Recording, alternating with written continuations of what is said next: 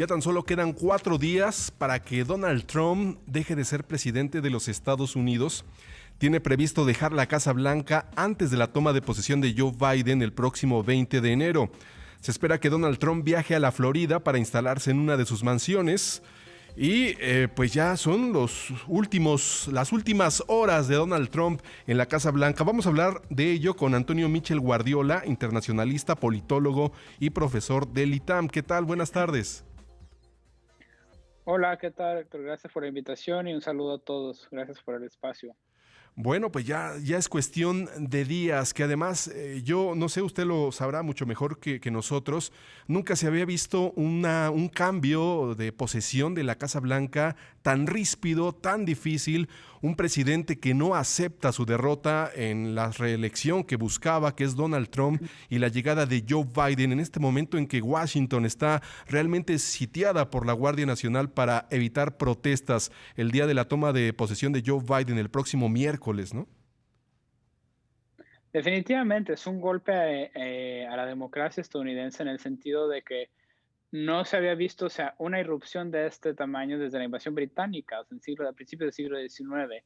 Entonces, el hecho de que llegaran estos manifestantes y sobre todo la respuesta que se llevó a cabo por parte del gobierno sin una, no sé cómo decir, sin una estrategia más sólida, sino que realmente hubo o sea, pocos elementos de seguridad, pequeños esfuerzos por detenerlo y permitió que el 6 de enero hubiera esta irrupción en el Capitolio y se infiltraran en las instalaciones, vandalizaran monumentos, importantes oficinas del Capitolio y que lograran detener un proceso que normalmente se lleva a cabo sin problemas, como es la certificación de votos, habla definitivamente, a mí me parece como un símil del golpe que ha sufrido la democracia estadounidense últimamente.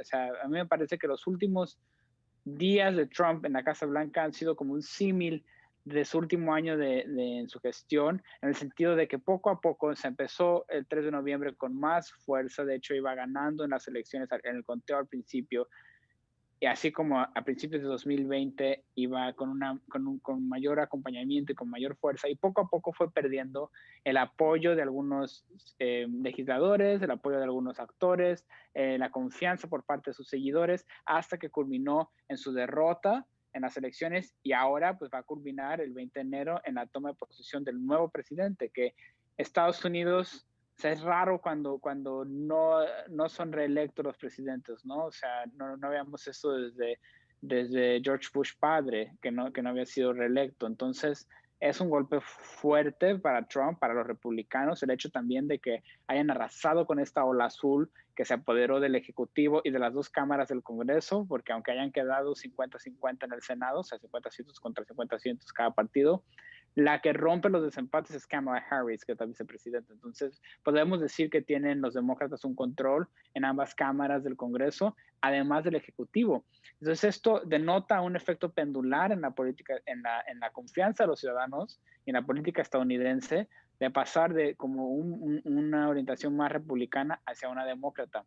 Sí, Y vemos también que, perdón, sí. sí, totalmente de acuerdo.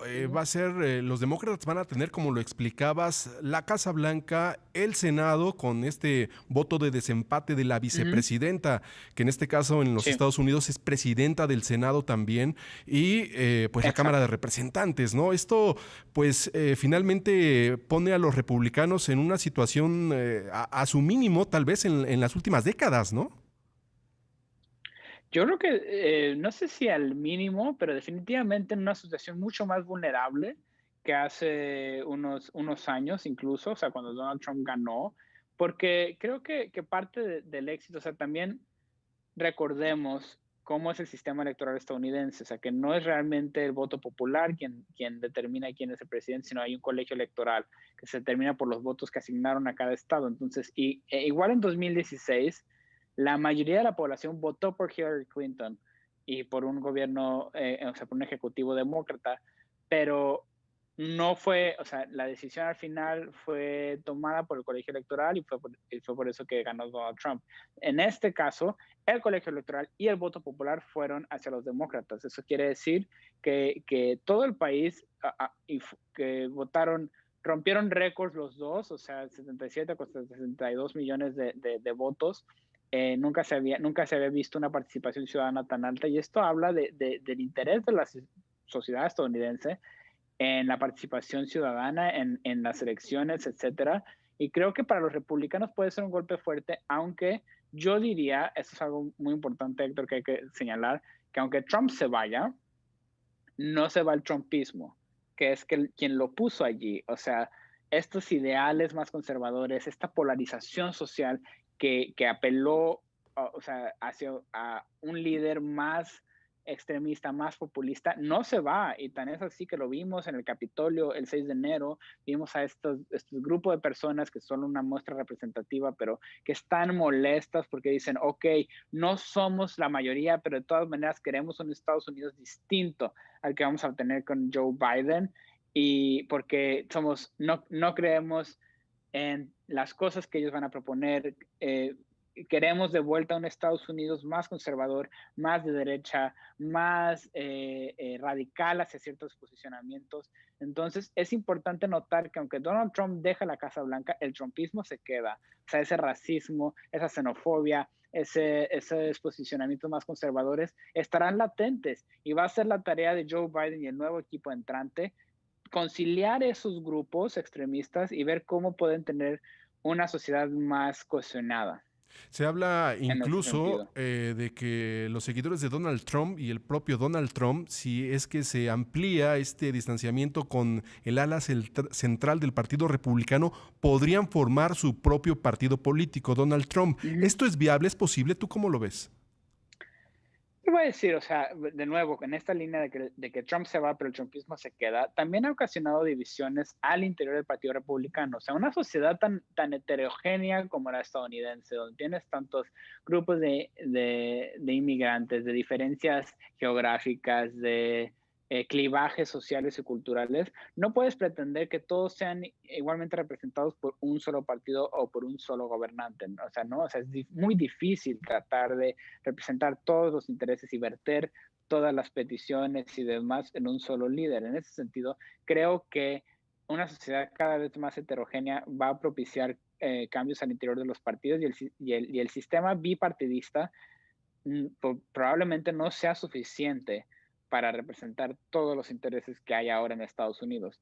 Entonces, estas elecciones fueron prueba de ello. O sea, realmente los demócratas, aunque curiosamente Joe Biden representaba un como líder más conservador dentro de los demócratas, porque hay también quienes apoyaban a Bernie Sanders y quienes son más como de izquierda o más progresistas, era un poco más conservador, y por eso fue también que ganó, porque él como que agrupaba a todo lo que era anti-Trump, ¿no? Pero no es que realmente ellos se sientan identificados o representados por estos posicionamientos necesariamente que hace Joe Biden. En ese sentido, yo creo que la sociedad queda un poco polarizada, y los republicanos, a su vez, también creo que pueden quedarse en una posición donde no necesariamente se identifiquen o no por el trumpismo, etcétera, sino que pueden eh, tal vez buscar otras alternativas, buscar otras opciones, y también vamos a depender de cómo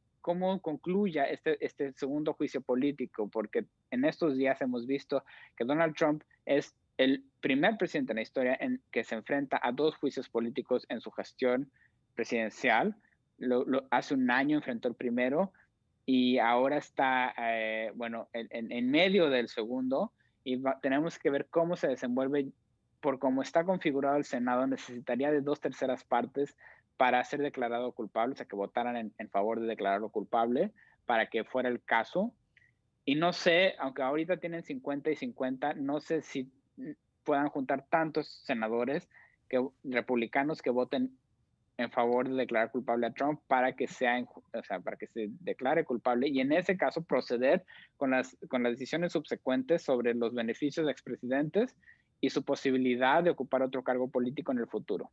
Sí, En ese caso, o sea, en el caso extremo donde se llevara a cabo y si fuera culpable y se prohibiera su posibilidad de ocupar cargos políticos, etcétera, en el futuro, pues sí creo que puede verse debilitada la posibilidad de que él continúe con esta línea, pero puede dejar a alguien más. Y en caso de que no, yo sí lo veo que él podría agarrar sea, concentrar este descontento social y político sobre el triunfo de Joe Biden y poder capitalizar sobre ello en el futuro. Sí, vamos a hablar de Joe Biden. ¿Cómo ve usted el arranque ya el miércoles que juramente como presidente de los Estados Unidos? ¿Será un arranque tenso por esta polarización que nos describías en la Unión Americana? ¿Cómo será los primeros meses o el primer año de Joe Biden en la Casa Blanca? Mira, de entrada va a ser complicado porque van a tener que lidiar con el juicio político de Trump en los primeros días de gestión. O sea, yo creo que él mismo, cuando dice, bueno, voy a dejar que el Congreso haga o sea, lleve a cabo sus funciones, etcétera, respecto del juicio, eh, está un poco permisivo y un poco como deslindándose de lo que va a pasar en el Congreso, porque a él le interesa que el Congreso apruebe sus nombramientos de gabinete, se ponga a trabajar en lo que él quiere hacer, que es aprobar este paquete de 1.9 billones de dólares para reactivar la economía y empezar la recuperación después de la pandemia, etcétera. Eso es lo que más le interesa a él ahorita en cuestiones como personales y de liderazgo. Pero los demócratas, los legisladores demócratas van a tratar de impulsar esta moción de continuar con el juicio político de Trump, etcétera. Entonces, de ahí va a ser un comienzo difícil.